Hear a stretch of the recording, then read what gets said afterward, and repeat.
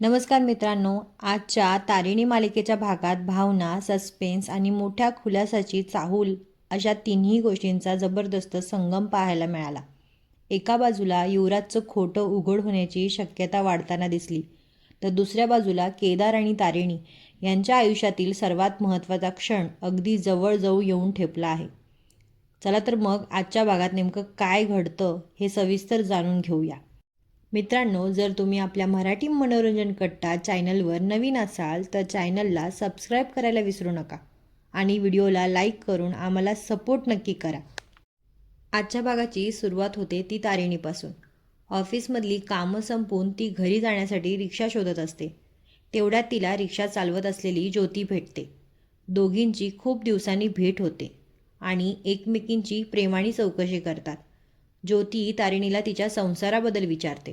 मात्र हा प्रश्न ऐकताच तारिणीच्या डोळ्यासमोर केदारने दुसऱ्या मुलीला होकार मिळाल्याचं सांगितलेला प्रसंग उभा राहतो. ती काही क्षण शांत होते. तिच्या चेहऱ्यावरचं दुःख ज्योतीच्या नजरेतूनही सुटत नाही. इतक्यात रस्त्यावर एका रिक्षा चालकाचं आणि एका ज्येष्ठ नागरिकाचा वाद सुरू होतो. सार्वजनिक ठिकाणी थुंकल्यामुळे हा वाद निर्माण झालेला असतो. परिस्थिती हाताबाहेर जात असल्याचं पाहून तारिणी आणि ज्योती तिथे धाव घेतात. धक्काबुक्कीत त्या ज्येष्ठ नागरिकाला दुखापत झाल्यामुळे दोघी त्यांना मदत करतात. तारिणी ज्योतीला सांगते की तू आजी आजोबांना डॉक्टरकडे घेऊन जा, मी निघते, काळजी करू नको. यानंतर तारिणी घरी पोहोचते आणि तिची भेट केदारशी होते.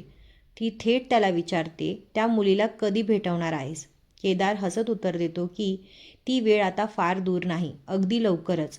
हे ऐकून तारिणीच्या मनात अनेक भावना दाटून येतात. यानंतर खांडेकर कुटुंबाचा नाश्त्याचा प्रसंग दाखवलेला आहे. कौशिकी सर्वांना सांगते की आज तिच्याकडे एक आनंदाची बातमी आहे. ती युवराजच्या यशासाठी खास खीर बनवते. तिच्या मते युवराजने एका महत्त्वाच्या प्रकरणात आय विटनेस आणून मोठं काम केलेलं आहे. युवराजही सगळ्यांसमोर केदारचं नाव घेतो आणि म्हणतो की केदारमुळेच मला ही संधी मिळाली. पण पुढच्या क्षणी कौशिकी सांगते की कोणतीही बातमी प्रसारित करण्यापूर्वी म्हणजे टेलिकास्ट करण्यापूर्वी ती कंपनीची टीम पूर्ण पडताळणी करणार आहे. हे ऐकताच युवराजच्या चेहऱ्यावरील आनंद क्षणात गायब होतो, कारण त्याला माहिती असतं की त्याने आणलेला आय विटनेस खोटा आहे.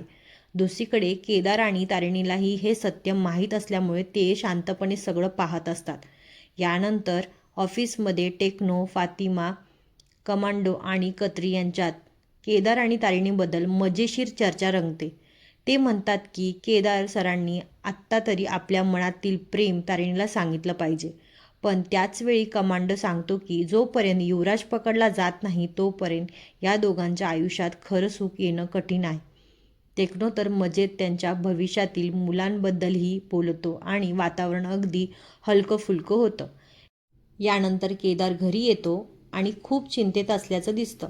तो तारिणीला सांगतो की युवराजने आणलेला आय विटनेस पूर्णपणे खोटा आहे. त्या व्यक्तीने पोलिसांवरती खोटे आरोप केले असून संपूर्ण प्रकरणाला वेगळे वळण देण्याचा प्रयत्न केला आहे. सर्वात धक्कादायक म्हणजे युवराजला ही बातमी MNN चॅनलवर तातडीने दाखवायची आहे. हे ऐकून तारिणी हादरते. ती म्हणते की स्वतःला वाचवण्यासाठी युवराज अजून किती खालच्या पातीला जाणार. यानंतर केदार फातिमाला फोन करतो. संपूर्ण टीम त्या आय विटनेसची माहिती शोधण्यासाठी व्यस्त असते. टेक्नो त्याचा फोटो तपासत असतो, तर कत्री आपल्या सोसेसच्या मदतीने त्याचा शोध घेत असतो. त्याचवेळी फातिमा केदारला विचारते, केडी सर, उद्याच्या प्लॅनबद्दल आणि त्या मुलीबद्दल तुम्ही तारिणी मॅडमशी म्हणजे बॉसबद्दल बोललात का? त्यावर केदार आनंदाने सांगतो की उद्या तो सर्व सत्य तारिणीसमोर मांडणार आहे. यानंतर प्रसंग मात्र खूप भावूक करणारा ठरतो. तारिणी आरशासमोर उभी राहून त्या अनोळखी मुलीशी बोलण्याची मनात तयारी करत असते. ती कल्पना करते की तू खूप नशीबवान आहेस, तुला केदारसारखा जोडीदार मिळतोय. केदारने तिला दिलेल्या प्रत्येक संधीची आठवण ती काढते. बोलता बोलता तिचे डोळे पाणवतात. स्वतःलाच ती समजावते की उद्या आपल्या भावना चेहऱ्यावर व डोळ्यात दिसता कामा नये, नाहीतर परिस्थिती आणखी अवघड होईल.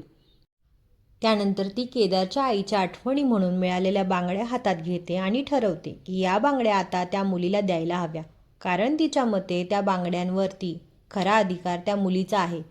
भागाच्या शेवटी केदार आणि तारिणी दोघेही बाईकवरून त्या मुलीला भेटण्यासाठी निघतात. प्रवासादरम्यान तारिणीच्या मनात दोघांनी एकत्र घालवलेले प्रत्येक क्षण पुन्हा जिवंत होतात. तिचे डोळे भरून येतात. शेवटी ती केदारला गाडी थांबवायला सांगते आणि एका महत्त्वाच्या कामाचं कारण देत ती तिथून निघून जाते. त्यामुळे उद्याच्या भागात नेमकं काय होणार याची उत्सुकता आणखी वाढते. याच भागात एक खास सरप्राईजही पाहायला मिळालं. ऑफिसमध्ये केदारची धडक लोकप्रिय अभिनेता श्रेयस तळपदे याच्याशी होते. केदार त्यांना पाहून आनंदी होतो आणि सांगतो की मी तुमचा खूप मोठा चाहता आहे. त्यावर श्रेयस तळपदे सांगतो की ते त्याच्या नव्या चित्रपटाच्या प्रमोशनसाठी तिथे आले आहेत. आता सर्वात मोठा प्रश्न असा आहे की उद्या केदार अखेर तारिणीसमोर आपल्या मनातील खरं प्रेम व्यक्त करेल का? युवराजचं खोटं कौशिकीसमोर उघड होईल का? आणि तारिणी त्या मुलीला भेटणार तरी कोणाला? हे जाणून घेण्यासाठी उद्याचा भाग नक्की पहा.